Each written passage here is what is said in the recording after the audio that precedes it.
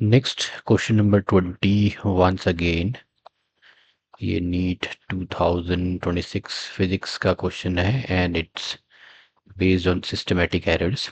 तो आपसे पूछा है which of the following measurements require index correction. Index correction को हम बेंच करेक्शन भी बोलते हैं। तो सबसे पहले हम देखते हैं कि इंडेक्स करेक्शन और दो तरह के जो सिस्टमेटिक एरर्स है वो मैंने यहाँ पे लिए हैं। तो सिस्टमेटिक एरर्स जो है यहाँ पे जो इंडेक्स करेक्शन है और जो एंड करेक्शन है, ये इनको हम फिजिक्स एक्सपेरिमेंट्स में एडजस्ट करते हैं ताकि हमें एक्यूरेट मेजरमेंट्स मिले। तो जो इंडेक्स करेक्शन है, इस करेक्शन में जो मिसअलाइनमेंट होती है, तो देखो यहाँ पे ये this correction accounts for the misalignment between an object's physical position and its reading on a scale. Object की फिजिकल पोजीशन और जो स्केल पे रीडिंग लेते हैं उन दोनों में अलाइनमेंट नहीं है। कैसे नहीं है? तो इस पिक्चर में आप देखो, तो देखो आप जो रीडिंग ले रहे हो वो यहाँ से ले रहे हो फ्रॉम हेयर, जबकि आपका ये जो इधर पे जो पोल है या जो निडल है या ऑब्जेक्ट जो है उसकी वो बेंच पे यहाँ पे है। तो देखो यहाँ पे मिस अलाइनमेंट होगी, इतनी इतनी मिस अलाइनमेंट है। तो इसी को हम बोलते हैं बेंच करेक्शन या इंडेक्स करेक्शन। तो इंडेक्स एरर है यहाँ पे, उसमें हम क्या करेंगे, जो आपकी ऑब्जर्व्ड डिस्टेंस है, यहाँ पे भी देखो ये बी आपकी रीडिंग आप यहाँ तक ले रहे हो या यहाँ तक ले रहे हो रीडिंग आप, तो इस केस में भी क्या हो जाएगा, आपका इंडेक्स एरर है। तो ऑब्जर्व डिस्टेंस में से एक्चुअल डिस्टेंस, जैसे कि स्क्रू गेज में जीरो एरर होता है वैसे ही, तो एक्चुअली इसमें से हम एक्सेस रीडिंग को माइनस कर देंगे। कैसे करेंगे? जो निटिंग निडल होती है, जैसे हम स्वेटर्स वगैरह जो बुनते हैं, उसको आप ले लो, ऐसे रख दो और इसको आप, जिससे आपकी एक्चुअल डिस्टेंस आएगी। तो ऑब्जर्व डिस्टेंस में से एक्चुअल डिस्टेंस, ये जो इंडेक्स एरर से ये हट जाएंगे यहाँ से। तो ये आपने कर ली इंडेक्स करेक्शन। अब प्राइमरीली ये कहाँ यूज़ होते हैं, मेनली ये कहाँ यूज़ होते हैं, जो ऑप्टिकल बेंच के एक्सपेरिमेंट्स होते हैं वहाँ पे यूज़ होते हैं, जहाँ पे हम फोकल लेंथ फाइंड आउट करते हैं। कॉज है जो अपराइट होल्डिंग्स होंगी या लेंसेज जो होंगे या नीडल्स जो होंगी, ये बेंट होंगे या इम्प्रॉपरली अलाइंड होंगे विद द स्केल पॉइंटर। तो इस केस में देखो ये इम्प्रॉपरली, हम इस केस में बोलेंगे इम्प्रॉपरली अलाइंड है ये। तो ये इम्प्रॉपरली अलाइंड है। ये जो है ये इस तरह से बेंड भी हो सकते हैं इस तरह से।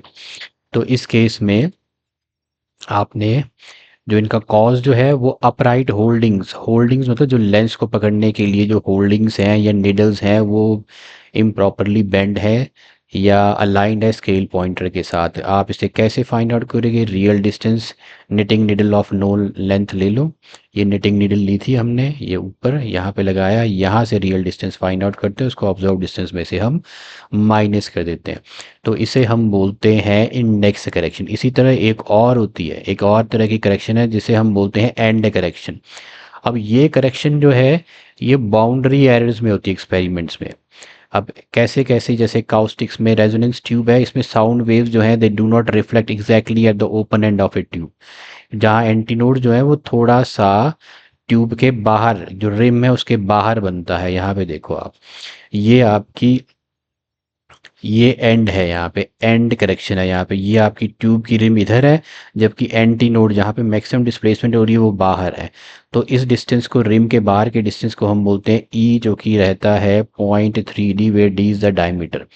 तो ये यहाँ पे देखो एंड करेक्शन हो रही है।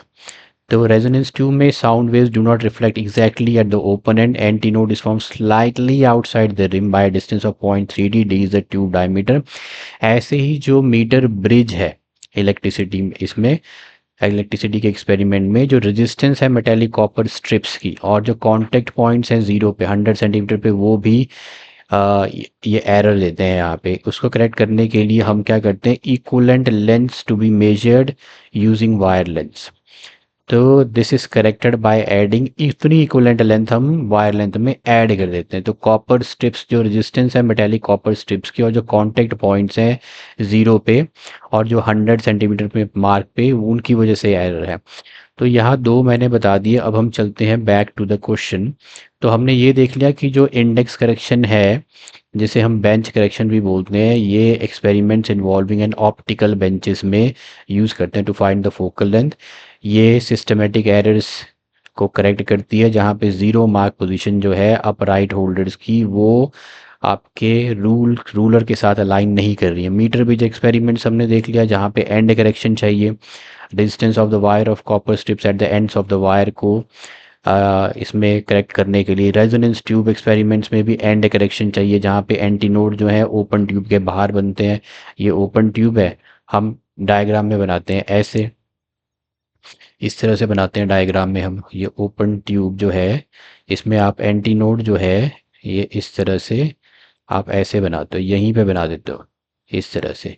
ये एंटी नोड्स बन गए मैक्सिमम डिस्प्लेसमेंट, लेकिन ये एक्चुअली ये बनता एंटी नोड जो है इधर बनता है ई डिस्टेंस, ये जो डिस्टेंस है ई, इसे हम बोलते हैं and correction, slightly outside the open end of the simple pendulum में कोई भी इंडेक्स करेक्शन इस तरह की इन्वॉल्व नहीं है। तो coming back to the question, measurement of resistance of a wire using a meter bridge. Meter bridge में होती है एंड करेक्शन, इसमें एंड करेक्शन होगी। अब तक जो हमने देखा, measurement of gravitational acceleration using simple pendulum में कोई इंडेक्स करेक्शन नहीं है इस केस में। Measurement of focal length of lenses using optical bench में हम इंडेक्स करेक्शन या बेंच करेक्शन करते हैं। स्पीड ऑफ साउंड में जो रहती है वो भी एंड करेक्शन है, this is also and correction. तो हमारा जो करेक्ट ऑप्शन है वो है third one, which of the following measurements require index correction? So this is the measurement of focal length of lenses using optical bench, third one.